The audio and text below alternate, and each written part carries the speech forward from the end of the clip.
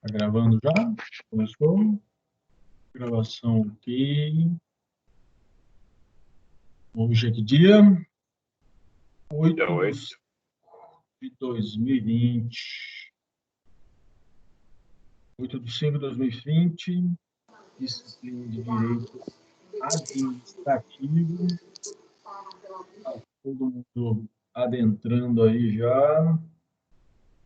Vamos já dar os nossos avisos. Primeiramente, que nós já estamos no encontro número 12, né? Nós já estamos gravando, todo mundo já tem ciência aí da imagem, nome, que poderá vir para a rede de computadores, para a internet. Já falamos do primeiro horário, nós estamos com uma aula com aditivo lá no encontro 12, né? Tem um aditivo aula, aditivo 1, que é aquela sequência da aula passada, em que nós trabalhamos com aquela parte do regime administrativo, concentrado, descentralizado, desconcentrado, né? Os espécies lá de direito público interno, pessoa jurídica de direito privado, mais sociedade, economia mista, né? Daqui a algumas semanas, aí eu pego e faço aquela geralzona, aquela semana final, a gente faz um bate-bola dessas discussões, né? Eu vou acionar a câmera, pessoal, caso tenha algum problema na parte de imagem da internet, vocês vão me monitorando, que às vezes para mim aqui está aparecendo que está com 200 mega de internet, mas pode ser que caia, que vocês não estão aí com o vídeo ou não estão vindo, né? Todo mundo fez a avaliação, Tiago, Gilberto, Alan, vocês fizeram do primeiro, né? Tiago fez, Gilberto, ok. Parcial do primeiro, parcial oficial, né? Se algum colega tiver conhecer, né, os colegas que não estão às vezes aqui com a gente nos encontros, que não fez a avaliação, só tenho repetido isso até para vocês passarem para os colegas. Pede para entrar em contato comigo no e-mail ou né? Nosso e-mail oficial é o e-mail pelo AVA. Para mim, organizar a vida do colega, que daqui a pouquinho, mais 2, 3 semanas, a gente já finaliza o semestre, né? Está tudo tão rápido nesse momento aqui, é um momento excepcional, todos nós estamos, né, nos cuidando e cuidando dos nossos próximos. Então, eu peço que fale com os colegas, às vezes tem alguma limitação, não conseguiu acesso, internet, né? E precisa fazer a avaliação, que ele volte, fale comigo pelo e-mail do portal. Estou olhando diuturnamente lá, assim como vocês também estão olhando diuturnamente a disciplina, que é um critério, tenho também falado muito isso, nosso critério de avaliação, tanto para parcial como para oficial, né? Bom, o pessoal vai retomando aí e a gente vai acelerando o nosso tema de responsabilidade civil do Estado dentro da administração pública, envolvendo direito, aquele diálogo das fontes, como diz o professor Valério Mazzuoli, dentro da sua obra de direito internacional público, né? A gente vai ter aí algumas discussões também sobre essa temática de responsabilidade internacional. É esse diálogo do direito constitucional com o direito civil, o direito constitucional com o direito administrativo, o direito constitucional com esses ramos, né, em que alguns chamam de constitucionalização do direito civil e alguns chamam de constitucionalização do direito administrativo. Na verdade, é uma leitura conjunta das matérias, para nós, das disciplinas ou das áreas do direito, sempre numa leitura conjunta com a Constituição. Então, vocês vão ouvir falar muito na hora tal terminar a graduação, vir para a especialização, para o mestrado.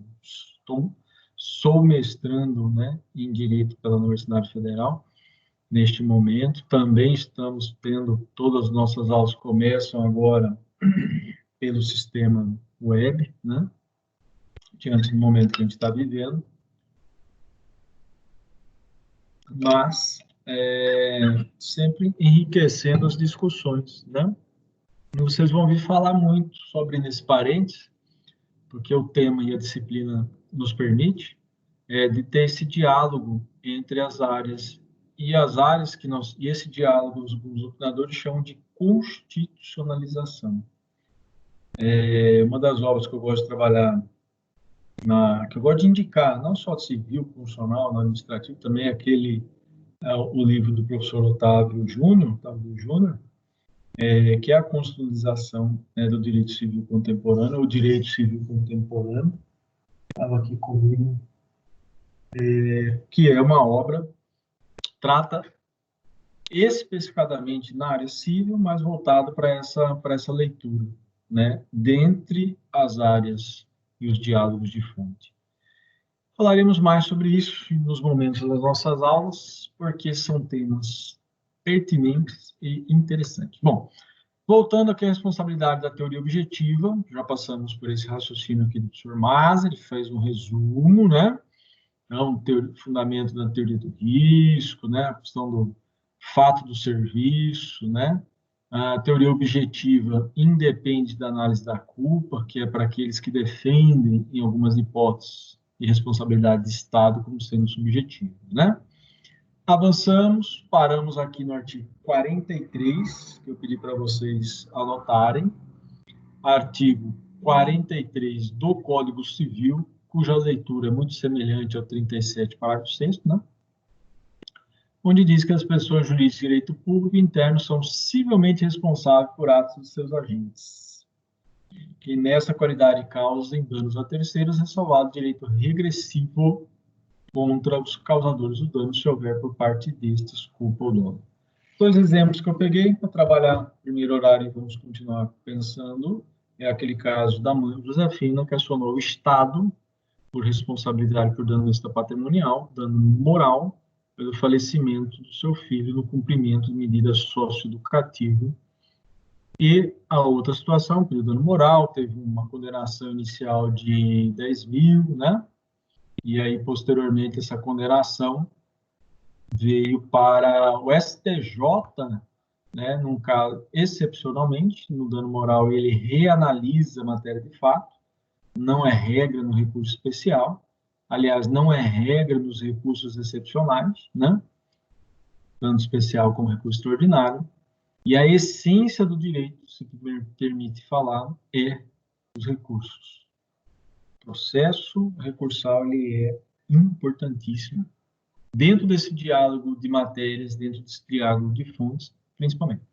Então, dentro deste raciocínio, assim, avançamos, né? Entrou a nossa colega Érica também, para outra hipótese, não é hipotética não, também com jurisprudência. Eu vou até tecer maiores discussões aqui em dois restos, para vocês estudarem, quem gosta da área. É a área que hoje me dedico diuturnamente também, que é a área ambiental, envolvendo a responsabilidade civil, envolvendo o direito administrativo, envolvendo a administração pública, né? Que é essa responsabilidade do Estado. Vamos avançar. Aqui nós ficamos, já anotaram aí? Anote, hein? Depois vai falar que não avisei, que essa é uma das questões, né? Então, você que está aqui comigo, sexta-feira, segundo horário, né? Esse semestre, né, eu brinco no mestrado, que nós lá somos da turma Covid, né, e aqui nós, dessa turma da graduação, nesta sexta-feira, várias lives, poderia estar vendo aí, né? Tem live do professor, eu gosto, não sei se vocês gostam de segui-los também, do professor William Douglas, né? Bom, um professor de mestrado aqui mostrou, na verdade, uma noite, enfim, vinhos, etc. Tal. Isso aí não é um caso. Vamos para nossa matéria. Avançando aqui depois do artigo 43, que mais entrou aí? Cássio, Thiago, deixa eu tirar um print para nós. Tem que seguir aqui o manual, às vezes eu esqueço. Horário. Dentro do nosso raciocínio. Vamos lá? Para lá. nós estamos falando, isso é um ponto importante, que a Constituição traz a pessoas de direito privado prestadores de serviço público, lembra? 37, parágrafo 6º. E isso no Supremo foi de ampla discussão. Aliás, se vocês querem um tema para discutir, de ter essa discussão de doutrina, jurisprudência do Supremo Superior, é responsabilidade civil do Estado. Responsabilidade do Estado. Na área civil, que é o que nos interessa, que envolve administrativo, constitucional, né? E, obviamente, depois vai questão de responsabilidade administrativa, né? São separados. Mas olha lá. Então, o STF alinha nesse entendimento. Qual o entendimento? Responsabilidade das concessionárias de serviço público. Teoria objetiva para danos causados a usuários e terceiros não usuários. Você vai falar, ué, mas isso é novidade, né? Você acabou de falar. Sim, iluminado. É novidade. Porque o Supremo Tribunal Federal tinha entendimento, e essa não é uma súmula recente, não é um julgado recente, um precedente, mas mantém-se, porque lá, há tempos atrás, entendia que as concessionárias não, que eram só as pessoas de direito público. Que aquela concessão, que aquele trabalho prestado pelo ônibus, que aquele trabalho prestado pela empresa telefônica, enfim, eles não responderiam diretamente para com os seus usuários. Logicamente, Constituição de 88, codificação, né, que aí vem a estatização, os estatutos, né, na década de 90, criança e adolescente, consumidor, várias leis surgem, você pegar na década de 90, né? E o Supremo Tribunal Federal passa, então, a ter esse entendimento. Fala, Elias, mas por que Supremo? Que a gente acabou de ler o artigo 37, parágrafo 6º, né?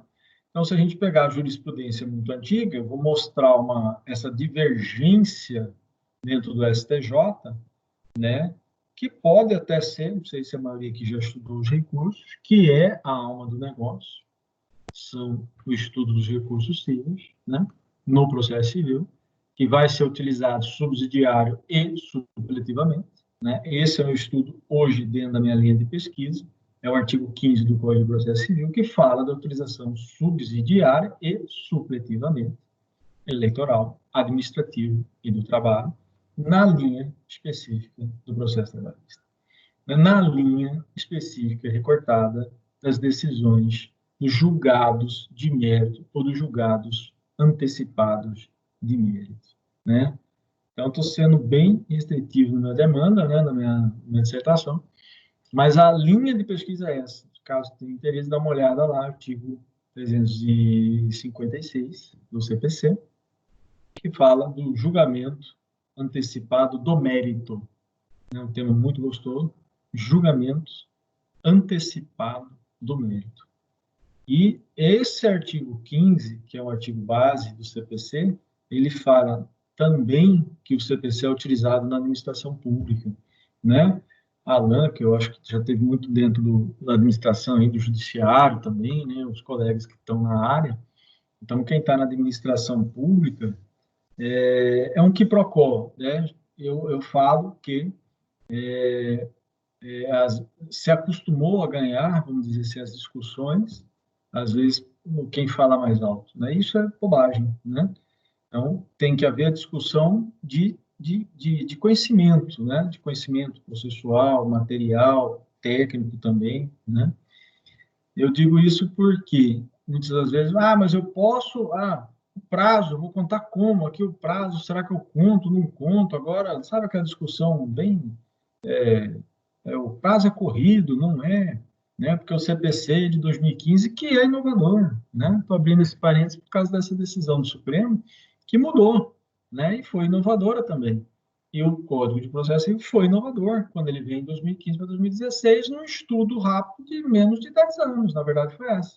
Nasceu o projeto em 2010, 2009, né? O ministro Fux estava na STJ, e ele entrega o projeto, era um 66, de 2009, no Senado. Quem entrar no Google rapidamente acha uma foto lá do ministro Fux, que era do STJ, hoje ele está no Supremo, entregando o projeto de lei no Senado, o presidente Sarney, se não me engano, era 2009. Por que eu digo isso? Abro esse parênteses. Porque o artigo 15 do CPC, ele também avança subsidiário e supletivamente no processo administrativo. Essa é a questão. No processo administrativo, ele é taxativo, também na administração. Então, aí quando a gente fala, mas o Tribunal de Contas, até pouco tempo atrás, até final do ano, os prazos no Tribunal de Contas não eram dias úteis. Aí eu falava, mas no juizado especial se discutiu até pouco tempo isso. E juizado especial é da estrutura do Poder Judiciário. E até pouco tempo atrás se discutia isso. E se discute outras questões, né? Então, é isso que eu acho que enriquece, né, nossa área, é conseguir envolver e ter essa visão, né, diferente, pessoal, de quando a gente vai para uma administração, quando a gente vai para um órgão. Eu digo isso que vou para mais de 20 e poucos anos de prática e estive há 20 anos atrás, era a Fundação do Meio Ambiente, se torna uma secretaria. E a gente vê 20 anos e muitas das vezes as pessoas repetirem a mesma coisa. Em termos, eu falo de processo, em termos de conhecimento de direito material. Então, aqui é uma mudança importante que teve no STF. Quem quiser anotar, por mais que para vocês eu estou ficando bonzinho, né? Já estou colocando a ementa, né? Mas para vocês eu já dei a dica. Todas as vezes que pegar uma jurisprudência, eu vou dar uma dica já à frente de duas do STJ, e eu estou fazendo análise das duas, e a gente chama de análise crítica, né? Então é muito comum hoje eu escrever um artigo para revista, para livros, né? Para quem gosta da área, muitos gostam dessa área da acadêmica, que é de pesquisa, né? A gente escreve o artigo e faz uma análise crítica de acordo dentro do artigo, pode ser que fique longo e não dá, e faz essa análise crítica em outro artigo, entendeu? Então, digamos que você vai escrever sobre a responsabilidade civil do Estado diante dos danos ambientais. Um exemplo, que é o estudo que eu estou fazendo. Aí eu pego um acordo no STJ, na verdade eu achei dois que se colidem, né? Então aí, por isso eu lembrei da questão lá dos recursos, pode ser que surja uma divergência, né, jurisprudencial, só que lá é dentro da mesma turma, e não dá nem um recurso que vocês já ouviram falar, que é os embargos de divergência. Tá? Fique bem claro isso, não é embargos infringentes. Infringentes eu sei que o CPC não tem enquanto recurso espécie desde o Código de 2015, com vigência em 16, né?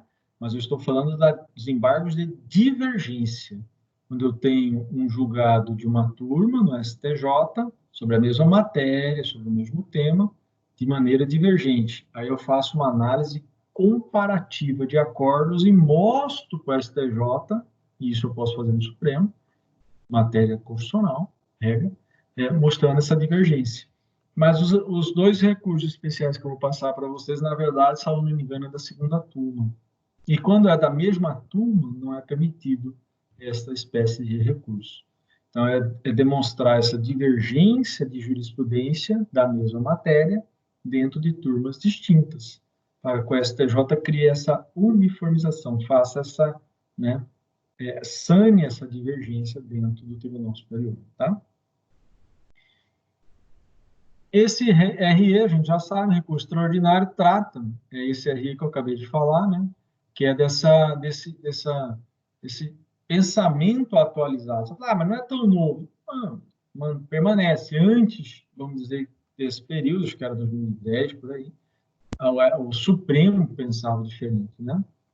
Na questão da responsabilidade dos concessionários ou permissionários do serviço de transporte coletivo. Então, o ponto é esse aqui, né? Constitucional, responsabilidade do Estado. 37, parágrafo 6º. Está aqui o artigo, viu? E chegou depois ali no finalzinho, pedi para anotar esse aqui, viu? Ó, Caixa. 37, parágrafo 6º da Constituição. Nota. E 43 do 60. Direito privado, prestador de serviço público, concessionário ou permissionário de transporte coletivo. responsabilidade objetiva em relação a terceiros não usuários do serviço de recurso provido. Então, é objetivo a terceiros usuários e não usuários do serviço. Né? Quando assim, aquela pessoa no trânsito, na rua, né, causou dano. O exemplo que eu tinha dado à senhora, ela era uma usuária, ela estava saindo, um pé estava fora, o pé dentro, um saiu e ela machucou. Aqui, inequívoco presença do nexo de causalidade, qual que é o requisito principal de responsabilidade civil quando se fala do Estado? Você vai observar que é aqui, ó, que é o nexo de causalidade. Mas por quê? É porque eu não preciso provar, eu vítima que movo a ação, não preciso provar nem dolo nem culpa, né? Vai sobrar o quê, então? Vai sobrar o dano. Bom, o dano aconteceu, o dano aconteceu. Ela caiu, né, daquele ônibus lá e veio a se machucar. Sim, mas há um nexo causalidade, ou seja, a causa do dano envolve o Estado, envolve a prestadora do serviço público? Envolve. Saiu do ônibus. Não envolve. Ela estava parada, não estava indo para o ônibus, nada, a pessoa foi e empurrou, um exemplo, né? E vem acontecer um dano, até mesmo a morte. Aí a gente vai pensar já nessas excludentes, né, de responsabilidade. Na verdade, gera uma excludente da ilicitude, né? Gera uma excludente do próprio ato ilícito, o que afasta a responsabilidade, tá? Então, a gente percebe hoje, estudando com mais detalhe a responsabilidade civil como um todo, a gente vê que quando trata do Estado, o que mais pesa na decisão do juízo é quando você trabalha com esse nexo de causalidade. Na sequência, a gente vai ter aquela jurisprudência, aquele precedente do STJ, no caso da responsabilidade do Estado pelo dano ambiental, né? E um dos pontos que a doutrina e o próprio STJ questiona é isso, né? Como trazer o nexo de causa?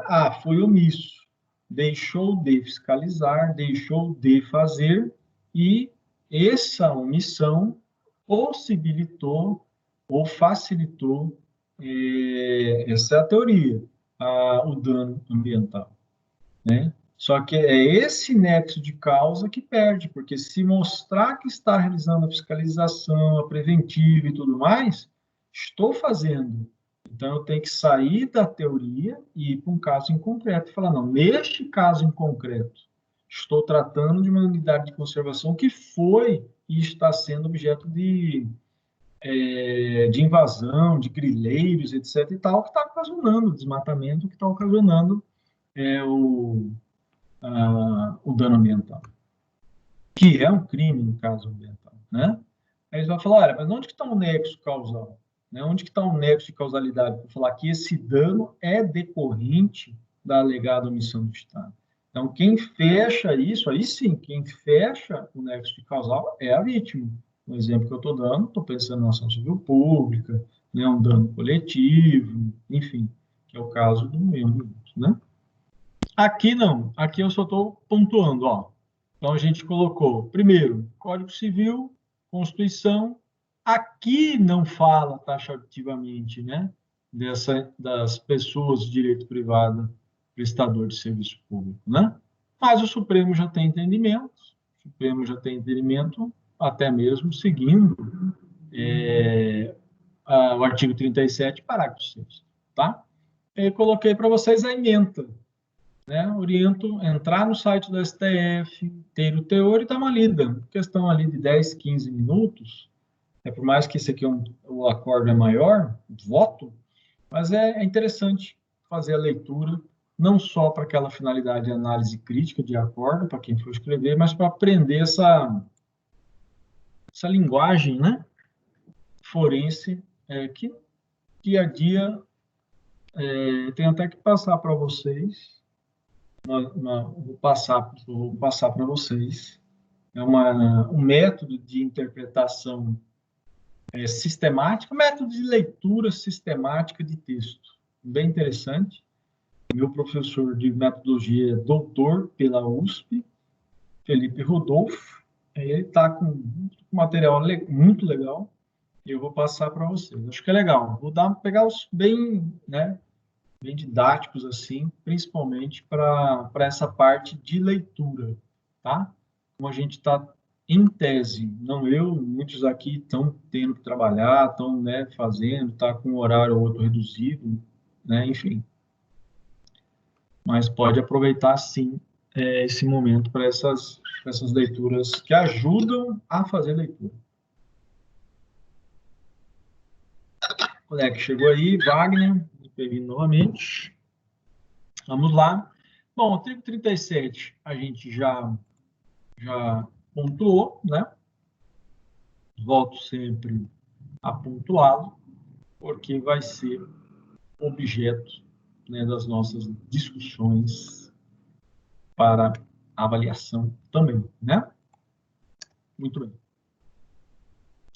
Já lemos 37, parágrafo 6º, avançando aí, vamos destrinchar mais um pouco. Constituição adotou teoria objetiva na modalidade risco administrativo. Anote isso aqui. Wagner, que está aí, Tiago, Gilberto, Érica, Cássio, Alain. Anote. Teoria objetiva, já falamos que independe de análise de culpa de dolo. A vítima propõe ação, precisa provar nem dolo nem culpa do Estado. Risco administrativo, então é a modalidade. Então, dentro da teoria objetiva, o que é essa modalidade do risco administrativo? Simples. A administração pode alegar excludentes.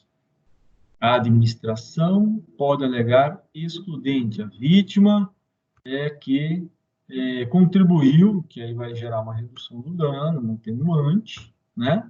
Ou tiveram outros, força maior, né, que veio ocasionar. Então, olha lá, não precisa, que é objetiva, culpa ou dolo, já falamos. Existem exceções ao dever de indenizar. Então, isso é o risco administrativo.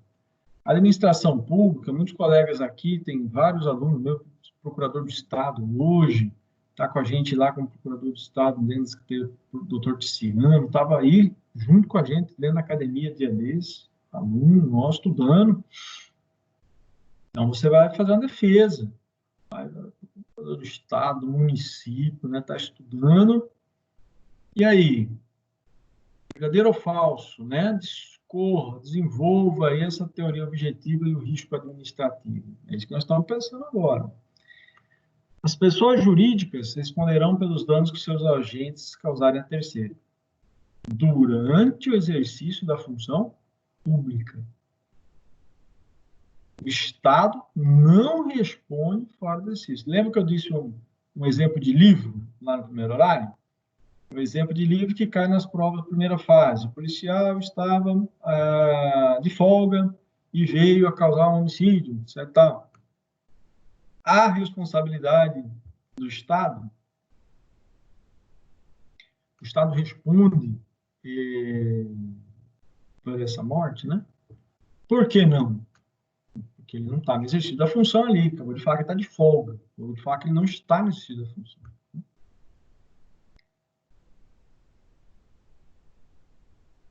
Aqui eu fiz um complemento, né? Essa questão da natureza pública, né? Atividade exercida, será independente, isso que é importante, né? Responsabilidade objetiva decorre, será objetiva independente da atividade. Então, prestação de serviço público, exercício do poder de polícia, atividade de normas, o que é isso, Enéas? Olha, eu tenho, dentro do Estado, nós temos a União, Estado, município, autarquias, não é isso? Pessoas jurídicas de direito público, interno. Muitas exercem as mais diversas atividades, segurança pública, meio ambiente, saúde, educação, enfim, né? Independentemente, nós estamos olhando, não é para a atividade tão somente, estamos olhando para o ente, né? É o Estado, e aquele que está agindo em nome do Estado. Então, eu anoto, por isso pus em vermelho, o chamado exercício do poder de polícia. Nós vamos destrinchar já na sequência de aulas, fazendo esse link com a responsabilidade do Estado. Então, essa terminologia, né, eu vou dar dois precedentes agora, do STJ, da área de fiscalização ambiental, que trata dessa questão, que discute, alguns falam poder-dever, né, de polícia administrativa, princípio do poder de polícia administrativa. Alguns doutrinadores tiram a palavra polícia e só fala poder administrativo de restrição ou limitação pública, né? Tem alguns nomes aí. O que eu quero que você entenda? A ideia é fiscalização, primariamente, quando fala em poder de polícia administrativo, tá? Nós não estamos falando de poder de polícia de segurança, de polícia, não, é administrativo, fiscalização ambiental, fiscalização de trânsito, fiscalização tributária, fiscalização em relação ao consumo, fiscalização em relação ao agrário, né, que a gente tem aqui em Mato Grosso, tá? Prestadoras, pessoas jurídicas prestadoras de serviço público, já falamos, né? Empresas públicas, sociedades de economia mista, permissionárias, né? São pessoas jurídicas privadas, hein? Isso é aula passada e vai ser uma das questões nossas. Pegadinha? Não, não é pegadinha. Ela é pessoa jurídica, mas ela é direito privado, né? Sociedade de economia mista, né? Então, muita atenção aí, tá? Tem muitos exemplos hoje aí de uma concessão, né? Responde objetivamente pelo serviço público, já falamos. Responsabilidade objetiva e garantia do usuário, já discutimos. E outras atividades, né? Direito de regresso. Isso é importante. 37, parágrafo 6º. Finaliza a ideia de direito de regresso nos casos da culpa do agente, né? Utilização de ação regressiva. Nós vamos abrir duas discussões, não ainda agora, mas na sequência das aulas, a questão da denunciação à lide dentro do processo, ou, como entende hoje a doutrina, decisão de sentença, houve a condenação do Estado, o Estado acionar regressivamente aquele agente, porque vai demandar necessidade probatória. O entendimento de alguns doutrinadores que não é caso de denunciação à lide, porque vai gerar discussão de culpa, dolo do agente, não do Estado. O Estado é responsabilidade objetiva, mas o agente, o servidor, é subjetivo. O Estado vai ter que demonstrar, sim, culpa ou dolo dele. Então, vai gerar dentro daquele processo ali uma morosidade.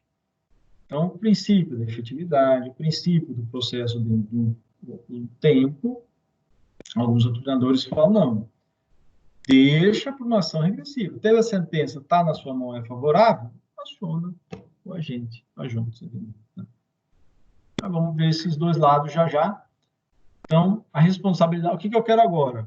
Né, que vai ser uma das perguntas nossas. A responsabilidade desse agente público, ela é o quê? Subjetiva.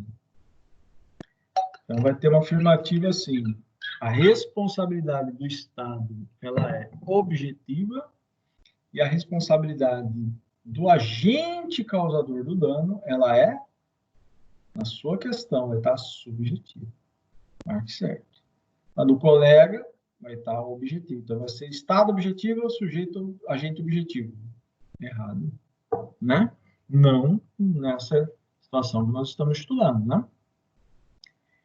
37, parágrafo 6º, eu coloquei essa teoria da imputação volitiva de Otto-Gerke, porque, primeiro, como eu disse, o direito administrativo ele é um cipó de conceitos de discussões, tanto na doutrina quanto na jurisprudência.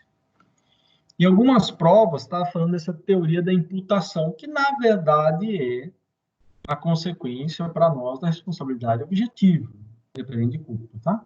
Mas parte da doutrina está dando como fundamento a origem nossa da teoria da imputação volitiva desse alemão.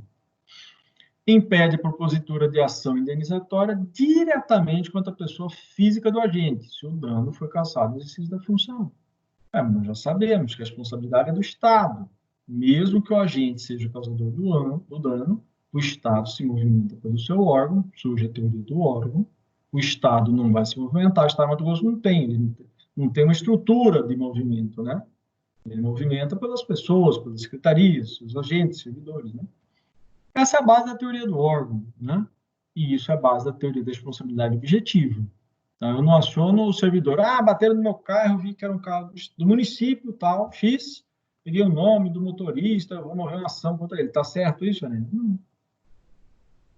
Mas ele estava com o carro do município lá, e peguei, quem responde? Bom, se é uma responsabilidade objetiva do Estado, no caso, o ente municipal, ação contra o ente municipal.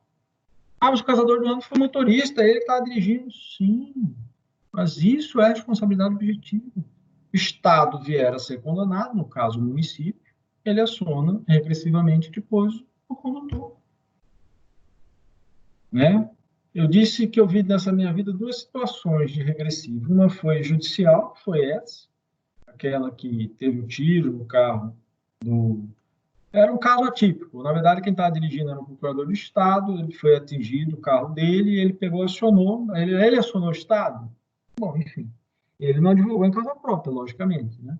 Mas foi para ver ressarcido o veículo, mas não sei se foi só o veículo também, que depois teve, única hipótese, única que eu vi, que houve uma denunciação ali, estou falando aqui da década de 2010, 2011, não, 2000, final da década de 2000, final da década de 2000, era 2009 por aí. E teve, lembro, vi, foi uma das únicas que estava na especializada, e teve denunciação, foi acolhida, foi com a gente, investigador e tudo mais. Enfim, era um caso concreto. E um outro caso, por isso que eu abri esse parênteses, recentemente eu vejo um procedimento sumário, não é ainda um PAD, né, para quem está na esfera administrativa, não é um procedimento administrativo disciplinar, a gente vai ter uma noção na questão de servidor público, agente, né, é um procedimento sumário. O sumário está olhando se há hipótese, indício para abrir um PAD, né, um procedimento disciplinar. E no sumário, chegou, estava olhando lá, para fazer os justificativos, etc. Vi que, bom, o caso era de 2012, o servidor tinha batido o carro, causou dano, ficou registrado, o servidor era culpado, ele fez o BO contra ele mesmo falando que ele foi o causador do dano.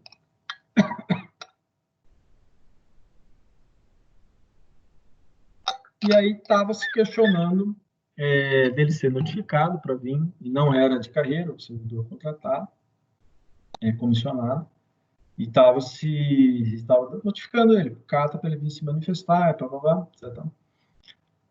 A única hipótese que eu vi, assim, administrativamente, buscar se ressarcir, naquele caso ali, na verdade, o carro era alugado pelo Estado, tinha um contrato de locação, a seguradora foi ressarcida pelo carro, né? Mas aí estava um quiprocó administrativo, porque não se sabia dentro daquele processo, porque alegava-se perda total, mas não apareceu a venda do veículo ou o que sobrou, né, para o ferro velho ou algo mais. Enfim, mas estava se buscando, mas não era judicializado, né? Era administrativo. Esse primeiro que eu disse foi um judicializado. Mas o que eu quero que você entenda aqui? Falou em teoria da imputação, pegou uma prova objetiva, por mais que a FGV não, né? Mas vai que. Atente-se. Então, essa não responsabilidade do agente diretamente, mas do Estado, é para nós responsabilidade objetiva, mas alguns doutrinadores fundamentam como teoria da imputação, tá bom? Tem RE, trouxe alguns precedentes. O que é RE para nós? RE, recurso esse, extraordinário, né? Impossibilita a responsabilização do Estado se o dano causado pelo agente for fora do exercício da função, né? Aqui já é um RESP atual, né? Então, possibilita a responsabilização civil do Estado se o dano foi causado pelo agente público fora do exercício de função. Vai estar na nossa avaliação.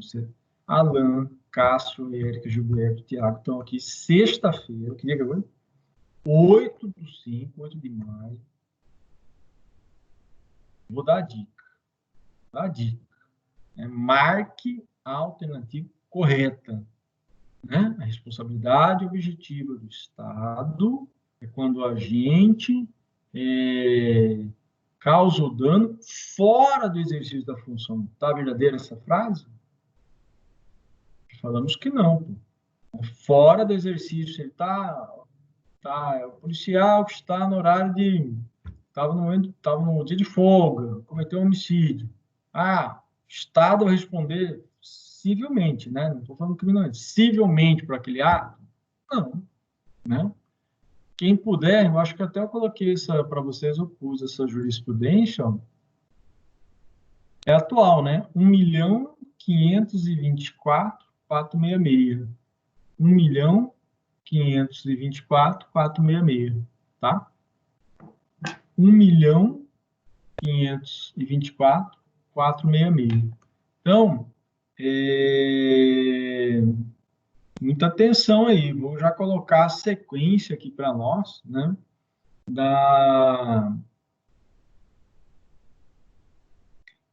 Deixa eu só mandar aqui uma mensagem, que estão abrindo aqui uma discussão no meu grupo de mestrado, mas eu já falo com eles.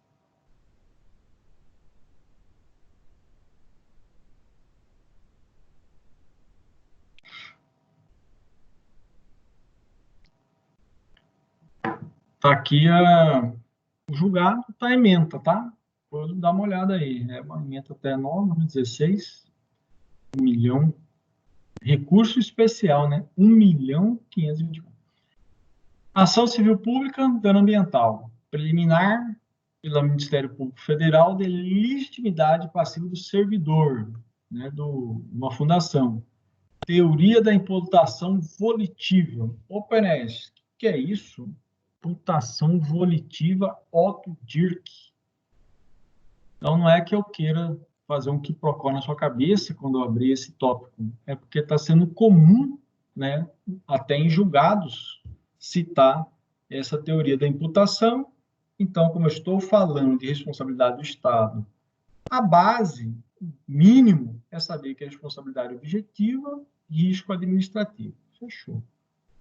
Né? O Estado responde sem precisar a vítima demonstrar dolo ou culpa e pode o Estado alegar alguma excludente dessa responsabilidade.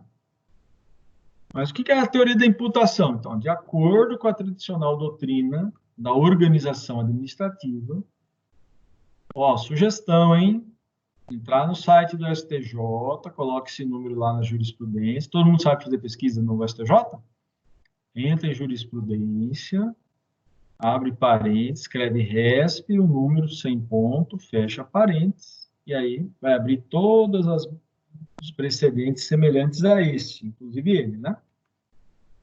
Dá uma olhada não só na ementa, dá uma olhada no inteiro teor, ó. Então ele está falando, ó, doutrina da organização administrativa, teoria da imputação volitiva, formulada pelo jurista alemão Otto Dirk.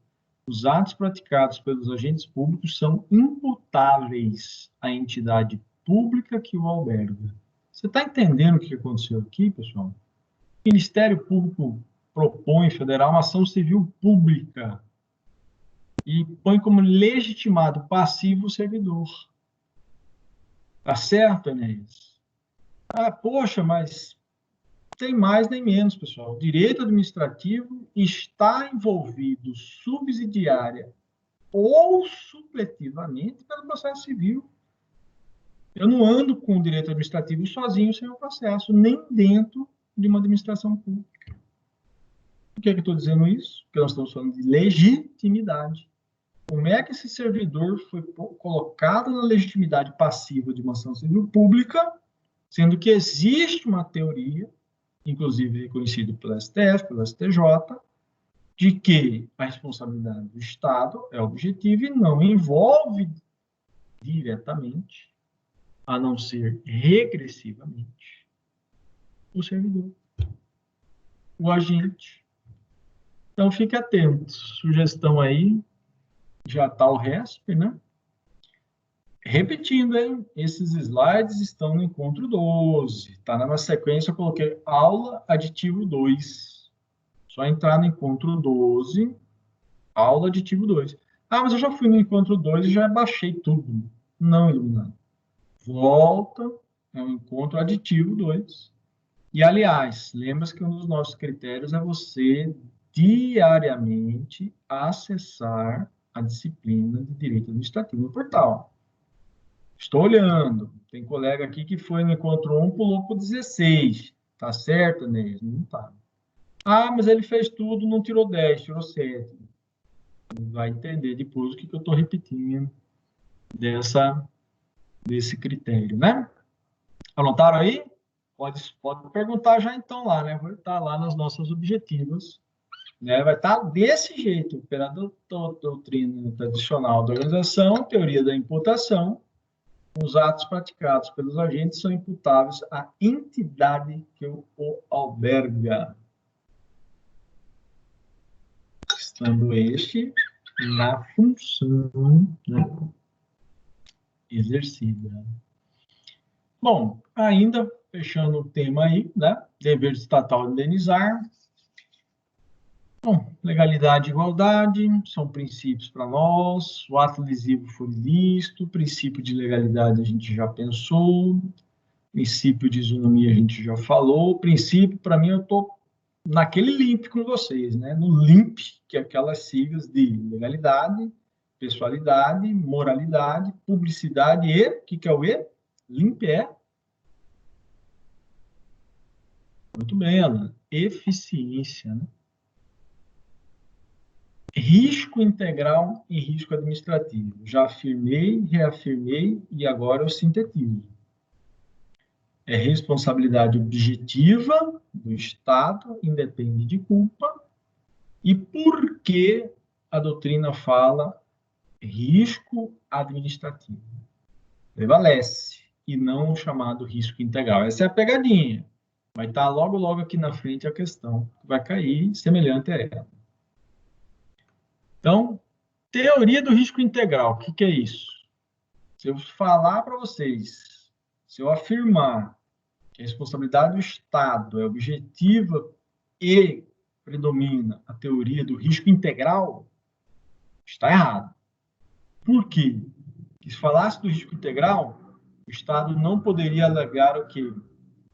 Excludentes, tais como, a própria vítima pode ter sido a causadora de todo aquele dano, ou outra força maior. Então, quando falar em risco integral, abre o olho. Pode acontecer, né? Pode, situações taxativas, né? Situações excepcionais, né? Excepcionais. Coloquei uns exemplos. Quando é o caso do acidente do trabalho. O acidente do trabalho, que o servidor está dentro, teve um acidente, tem que ser indenizado? Então, não vai ter risco administrativo. O servidor, não, vai discutir se ele usava IPI, bom, é outra questão.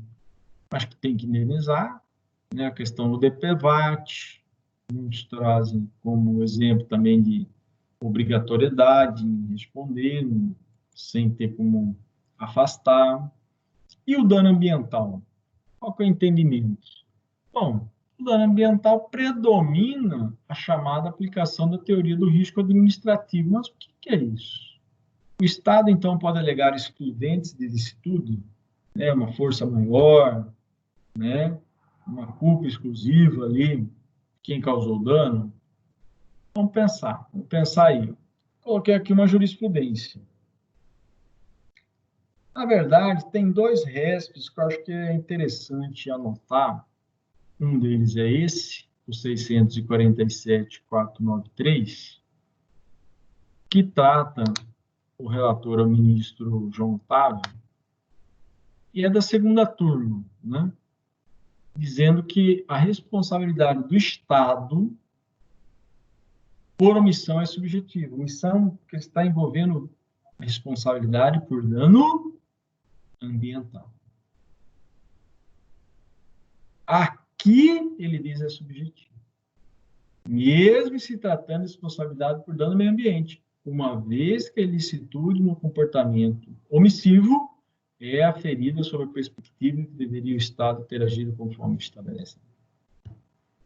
Ou seja, tem que provar a vítima ou quem está propondo a ação, quando envolve dano ambiental, dolo oculto. Mesmo a omissão então é negligência, imprudência. Inês, nós estamos falando, regra geral é objetiva. A Constituição é taxativa. Mas o STJ traz, em algumas exceções, chamada responsabilidade subjetiva. Tem um outro RESP, esse aqui é de 2007. Deixa eu ver se eu coloquei o outro aqui. Não, eu fiz só a sequência deste, né? O outro RESP, deixa eu ver se eu tenho aberto aqui. Tem. Esse é o 647493 de Santa Catarina, né? Ok. Esse ministro Noronha entendeu que a responsabilidade pelo dano ambiental do Estado é subjetiva, ou seja, sai da regra, né? E quem propor a ação tem que provar o dolo ou culpa. Mas tem um outro RESP, que aí, caso você queira anotar, ele é de 2010, então não é tão diferente, 7, 8, 9, 10, mas é o que hoje permanece de debate. Também da segunda turma, por isso que eu lembrei que não caberia aquele recurso de divergência, né? É a mesma turma, eu teria que ter divergência em turmas distintas para o recurso de embargo de divergência. Caso não tenha estudado esse recurso ainda, sugiro a leitura. O RESP é 1.071.741. É um contraponto, mas fundamenta hoje o nosso estudo de responsabilidade civil objetiva do Estado, também nesse julgado, também nos danos ambientais.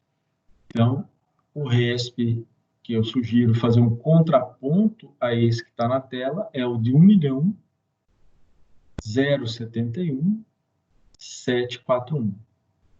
1.071.741. Do ministro Herman Benjamin. Aonde, nesse recurso especial, o julgado, por unanimidade, entendeu que a responsabilidade do Estado, ele fala em dever poder de controle e fiscalização ambiental, exercício desse poder de polícia do Estado, em decorrência do princípio da indisponibilidade do interesse público como responsabilidade objetiva, né? Então, se é objetiva, é propor a ação e independente de culpa, né? Independente de culpa. Mas, aqui na tela, eu coloquei um julgado do ministro João Otávio, até para fazer um contraponto, né? Nós estamos falando que a responsabilidade do Estado é objetiva, com risco administrativo. Nesse julgamento, o STJ falou, não, ela não é objetiva, é subjetiva. Eu tenho que demonstrar a culpa, no caso ainda, a omissão pelo dano ambiental. E esse é um ponto, hoje, nesse momento, de estudo para essa representação de natureza externa, o Tribunal de Contas, onde alega o Ministério Público de Contas de que se aquela unidade de conservação está tendo desmate, está tendo, né, grilagem, invasão, o Estado estaria responsável, né, o seu gestor, por essa invasão. Uma responsabilidade objetiva. Né? Uma responsabilidade objetiva, como nós estamos estudando. Né? E qual que é o fundamento? É esse RESP que eu coloquei para vocês, é um precedente. A matéria no STJ, ela vacila muito quando fala em responsabilidade do Estado por dano ambiental, né? Vacila, ora subjetiva, como é o caso que está em tela, ora objetiva, que é esse RESP 1.071.741, também da segunda turma, conhecido ministro, né, Herman Benjamin. conhecido muito aí pelos seus votos e discussões, tá bom? Então, fica aí a orientação, fica aí a sugestão de análise, né, de jurisprudência, tá bom? Então, eu coloquei aqui as emendas, aqui é um outro emenda também, fala da responsabilidade do Estado, né, se tratando de fiscalização, é subjetiva, ou seja, está saindo da regra, né, que a gente acaba de falar. Matéria central, sob a responsabilidade objetiva do poluidor e subjetiva da administração pública. Então, ele coloca que o ministro, em outro RESP, né, em outro já, que é o Delgado, o ministro Delgado, já trazendo essa orientação, exceção, né, da responsabilidade do Estado. Anotou aí? Bom, só para fechar, vou finalizar nesse tópico, que é a questão da teoria do risco administrativo. Nessa questão da teoria do risco administrativo, só para a gente fechar o raciocínio da pergunta, né, que vai estar na sequência. A responsabilidade é objetiva, sim, regra geral, e pode alegar excludentes de ilicitude, excludentes da responsabilidade. A doutrina chama de risco administrativo. Então, eu coloquei aqui, ó. O direito brasileiro adota a responsabilidade objetiva, sem análise de dolo ou culpa, e a teoria do risco, ou seja, permite que o Estado alegue o quê? Excludentes de responsabilidade. Quais são essas excludentes? É isso que eu quero que vocês avancem, né, para os nossos estudos. Quais são essas excludentes de ilicitude? Então, a gente vai estar aqui para avançar. Ah, a culpa é exclusivamente da vítima, né? A vítima, a gente acha lá no STJ, nós não temos aqui as ferrovias, mas pode ser que aconteça. Estava lá, estava chegando o ônibus e a pessoa desequilibrou e caiu em cima do ônibus, né? Logicamente, vai causar um dano, até mesmo a morte. E aí vem o questionamento, e aí? É uma prestadora de serviço público, artigo 37, parágrafo 6º, se ela veio a falecer, os pais, tutores, maridos, filhos, move a ação. E a pessoa fala, não, mas não foi culpa nossa, nós não agimos, não tem, né? A vítima escorregou, caiu, tá lá as filmagens, tem duas testemunhas, né? Então, o magistrado ele vai analisar essa discussão, né? Quem que está trazendo isso? Geralmente é o ente estatal, né? Porque a vítima não se preocupa com isso. Para ela, a responsabilidade é objetiva, independe de culpa, mas tem que ter o nexo de causa. Opa, nexo de causa eu estava parado e ela ia pegar o ônibus, né? Ia pegar e veio a ser colidida pelo ônibus, né? Veio a falecer, veio a ter o dano. E aí? Ah, não, o ônibus vem com imagens, mostra que não, o ônibus não tinha ainda chegando, ela escorregou e caiu, alguém empurrou, enfim. Então, ela começa a questionar esse nexo de causalidade. Então, quem deu causa não foi, né, o ônibus, né, não bateu, não caiu, não há um nexo causal. Ah, então é uma excludente. Então, estou alegando a ausência de nexo de causalidade e uma excludente, que é a culpa exclusiva da vítima. Então, essa responsabilidade nós estamos chamando de chamado risco administrativo. Anota a palavra aí, teoria do risco administrativo. Ah, mas você falou lá atrás de chamar a teoria do risco integral. O que é isso do risco integral? Bom, se fosse do risco integral, a nossa responsabilidade objetiva, independente do que tivesse acontecido com a vítima, tinha que indenizar. O Estado não ia poder alegar uma excludente. Ah, mas se empurrou, não foi, não interessa. Aconteceu dano? Aconteceu dano. Há um nexo de causa? Ah, há um nexo, mas não foi. Não, há um nexo. Sim, o ônibus estava chegando lá e ela caiu. Ah, mas esse mais de excludente não ia importar. Sendo que hoje, sendo que o entendimento que prevalece é que sim, pode haver essa alegação de excludente e ser acolhida pelo magistrado, né? Uma das excludentes é a culpa exclusiva da vítima, né?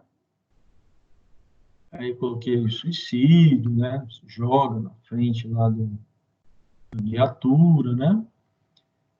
Vamos ver então essa essa afirmação aqui, ó, vai estar lá, tá, Alan, Cássio, Érica, Gilberto, Thiago e Wagner.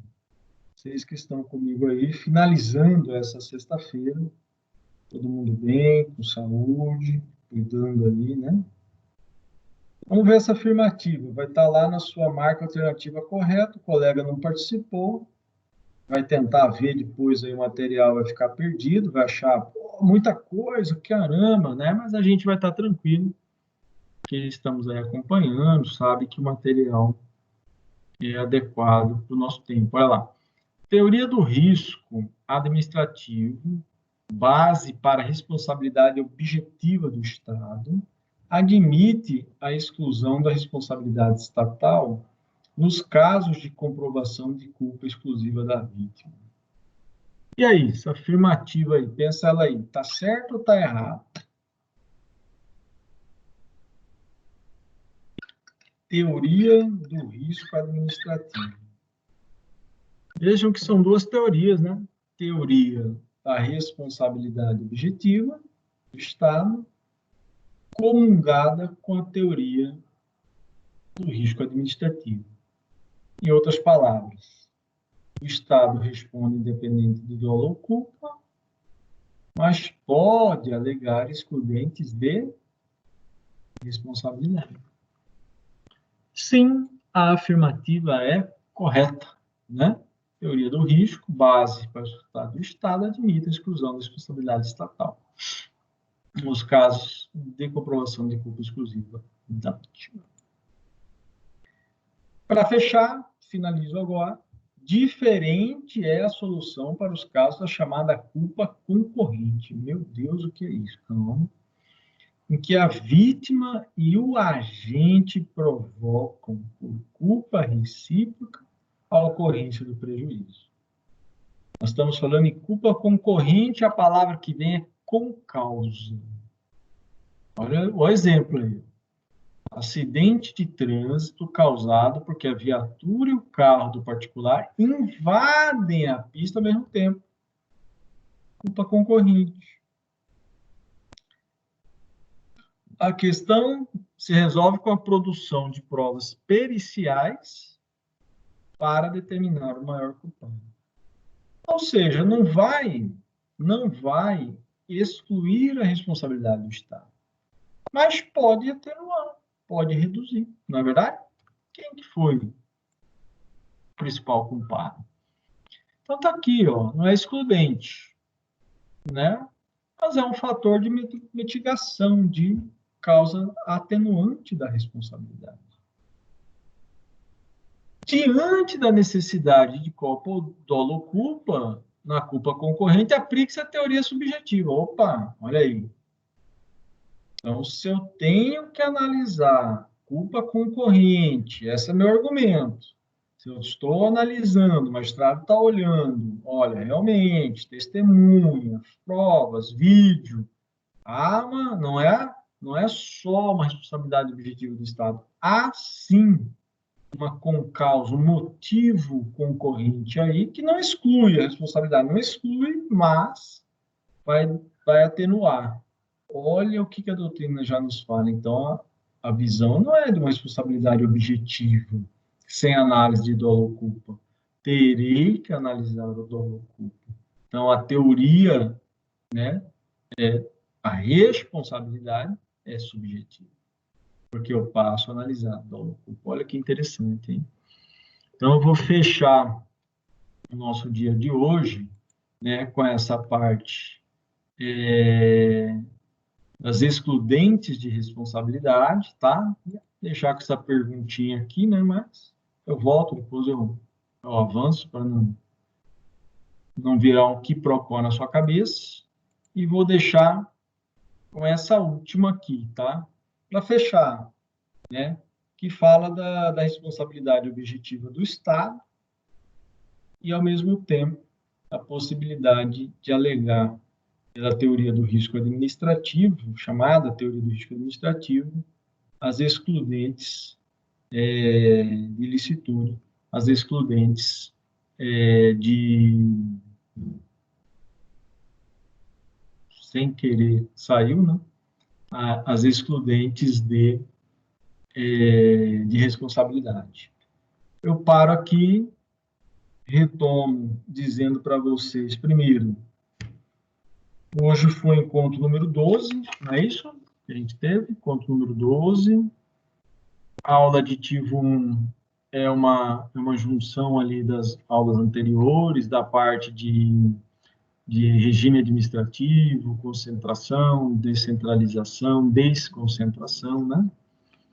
Que nós falamos. Essa da responsabilidade do Estado, eu dei uma destrinchada com mais detalhe. Tem várias questões, hein? Dá uma olhada aí. Tem várias questões na sequência. Aos seguintes, a gente dá uma passada rápida nas questões, que serão semelhantes a essas também as nossas, para parcial, para o nosso bimestral. A próxima aula eu continuo nesse raciocínio de responsabilidade do Estado, agregando o que eu tiver para aditivar, para ditar, eu vou informando vocês também, né? Termino a gravação aqui. Alan, Cássio, Érico, Gilberto, Thiago, Wagner, tem alguma dúvida, alguma pergunta que vocês queiram fazer aí dessa nossa noitada? Caso tenham aí, anote também. Tranquilo. Manda por e-mail, Wagner, manda por e-mail, Alan, Cássio, Érica. Pode também, quando a gente estiver aqui, eu estou falando, usem, tem o chat, eu não sei se aparece para vocês também aí, de mensagem, né? E eu desejo que vocês tenham realmente um bom descanso hoje, sexta-feira. Cuidem-se da família, nesse momento que a gente está tendo, né? E que todo mundo se prepare. A gente vai estar semana que vem na 13º encontro, já estamos finalizando, terceiro e 14º. Quinto e sexto ali eu já vou estar fazendo um bate-bola para resumir nosso bimestre, né? E ver as orientações. Devo colocar, a partir da aula 13, encontro 13, já alguns questionários para parcial, tá? Então, já vão ficando de olho, que eu já vou colocando os parciais. Já vou avisar também pelo e-mail, nossa forma de comunicar é o e-mail funcional, por mais que a gente tenha lá o grupo de WhatsApp para mensagens rápidas, né? Mas o acesso ao AVA, o acesso à disciplina é importante, tá? Eu estou repetindo isso, passe para os seus colegas, para que no final do semestre não tenha uma diminuição, uma redução dos pontos, por falta de fazer o acesso diário à disciplina e fizeram já o 100% lá? Já fizeram 100% OAB? Alan Gilberto fez? Não. Todos têm que fazer, né? Vocês tem lá aberto para fazer como que chama, Alan? Lá Para mim não aparece, não. Ah, não está Desafio aparecendo. nota máxima? Isso, desafio. O desafio nota máxima, esse sim. Toda semana tem exercício. Eu sei que está aí, né, cara? Bem-vindo aí de novo, hein? Viu? Olha lá, chama desafio nota máxima. Tem que fazer, pô. Tem que fazer, por quê? Porque senão vocês pode até não ter já estão com todas as notas boas das disciplinas, tudo, mas não fez o desafio. Aí a nota cai lá embaixo. Dá uma olhada no desafio, faz já lá, resolve essas questões. São questões, né? Sim, são textos para ler e questões. Cada semana Isso. tem. Essa semana é duas teoria, 4 questões cada uma. Semana passada foi 17 questões. Aí, ó. Façam, pessoal, porque isso aí vai ajudar vocês também a finalizar o semestre, tá? O semestre está curto aí, se você olhar, tem mais aí o quê? Umas 3 aulas, né? 3, 4 semanas. Então, eu peço que já fique atento para o desafio, fique atento também para os exercícios que eu já vou colocar, para questionários para parcial, vou avisar vocês. E, no mais, desejar aí um bom descanso, bom final de semana e se cuidem, tá bom? Alan, Cássio, Érica, Gilberto, Thiago. Bom descanso, boa noite. Estou parando aqui de gravar. Estávamos gravando. Boa noite. Boa noite Um abraço.